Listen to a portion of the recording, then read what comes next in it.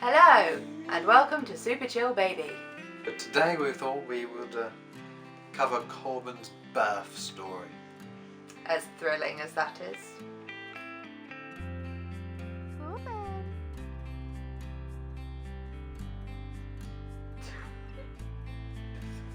Korben was originally due on the 15th of December, and we decided that that was plenty of time to book our Christmas dinner. We had a Christmas dinner booked.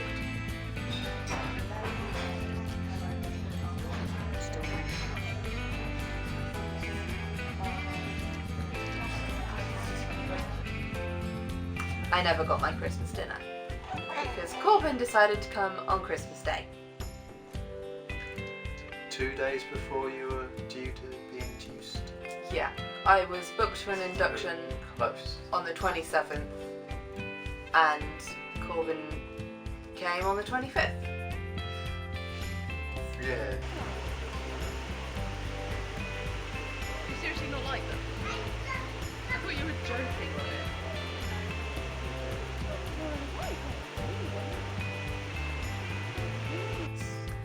I woke up at 2 AM Christmas morning with what felt like contractions. It took us about an hour to figure out they were contractions, and I was in hospital by 4 AM. Yes.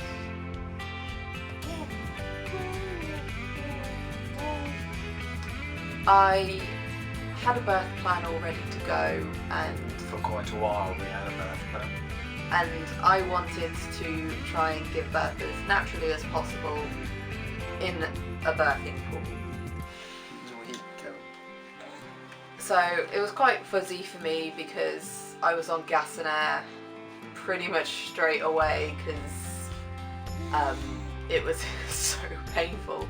I've got to stop saying that. Gas and air is good, but you can overdo it a little bit. Definitely. I was completely wasted on gas and air. I had to hold it for her. Which was, yeah, interesting.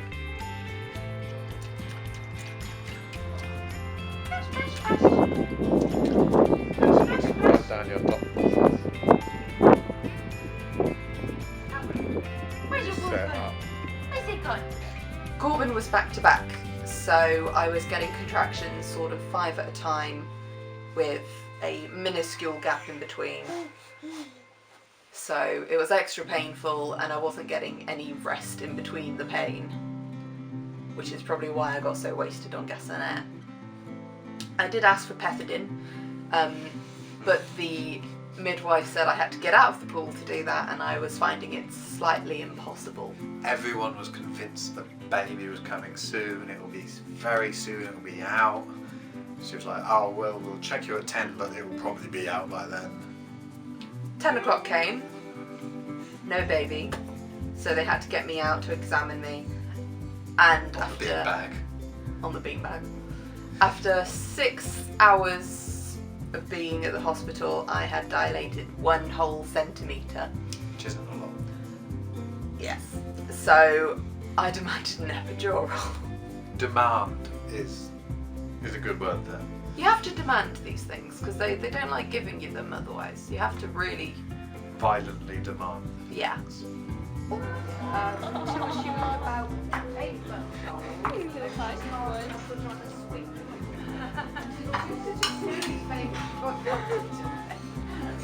I feel he's far too friendly with strangers. This isn't a good thing.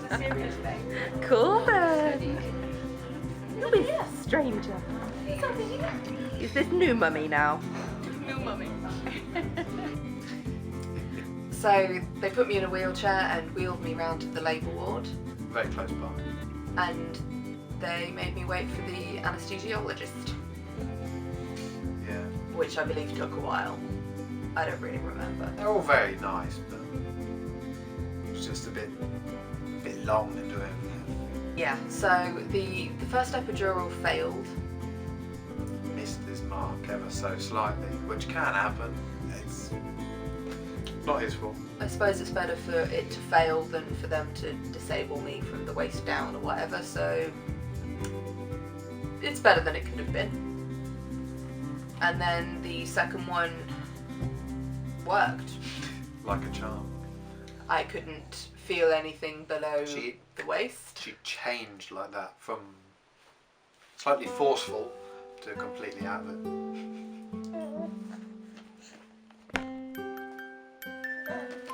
Are you gonna have a nap yet?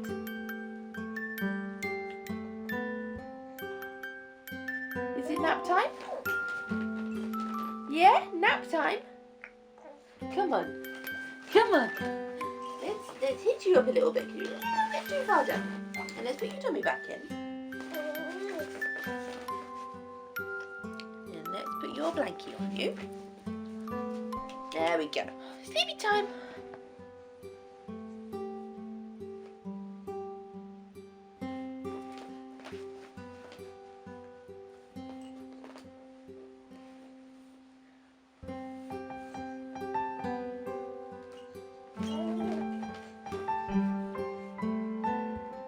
And I couldn't move my legs, which was fantastic.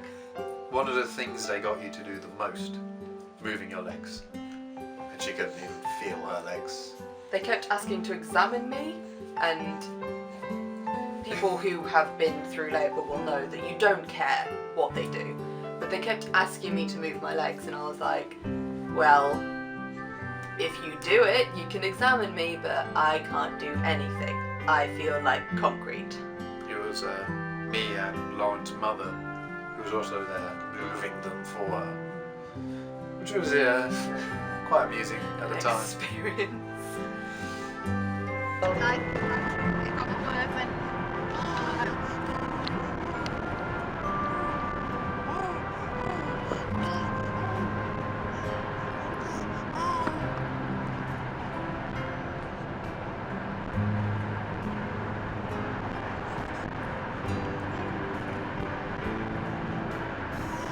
So I think it came to about 6 o'clock that evening.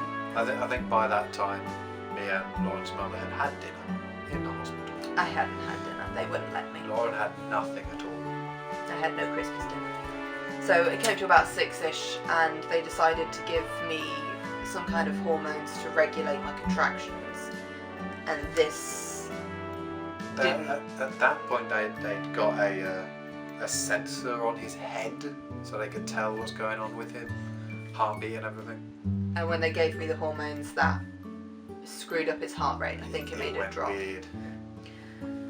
I think that scared them a little bit, and after examining me again, they decided that he couldn't be encouraged out with forceps, so they would have to do an emergency C-section. He never said, right, we're going to have to do this. He said, well, we'll check on it, give it a bit of time, if it needs it, we'll be doing it. But you could tell he knew it was going to come to that. I think that was code for the nurses to go and prep theatre or something, so it didn't scare us.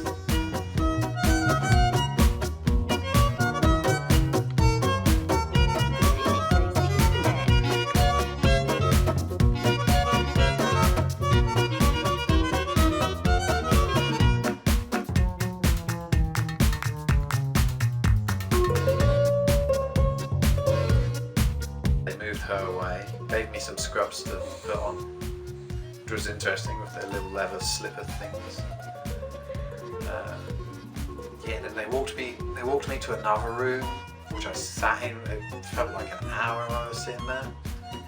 Probably only a couple minutes, and then I went in, and it was like on TV with all the theatre stuff and paper towel coming out from there. And I was sitting at her head, and there was big machines just underneath us. So I was in this little corner, just waiting for them to do something. Do you remember any of that? Kind of. It's all a little bit fuzzy. So many drugs. And then eventually at 7:59 in the evening, Korben was extracted.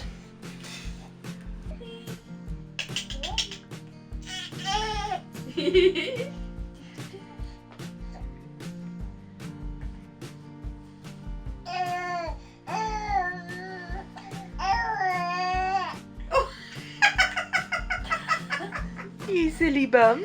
You are. Yeah. We just saw him go past, and we were like, oh, he's out. Yeah, they didn't tell us anything. They just took him straight off to a room to check him. Clean him up. Yeah. So no skin to skin for me. No. Which is fair dues, because it wasn't the cleanest of ways to get him out. Hey ho. Not that I looked at your guts, but Thanks. crazy. Yeah. So that was that Christmas Day baby, and that apparently confused my younger cousins who were only about 3 and 4, because when we were allowed home on the 27th, they came over to visit, and when their mum asked where they were going, they replied they were going to see baby Jesus. Baby Jesus.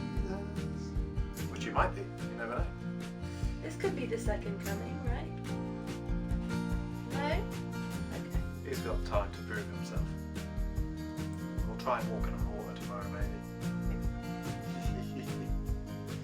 So that's his birth story.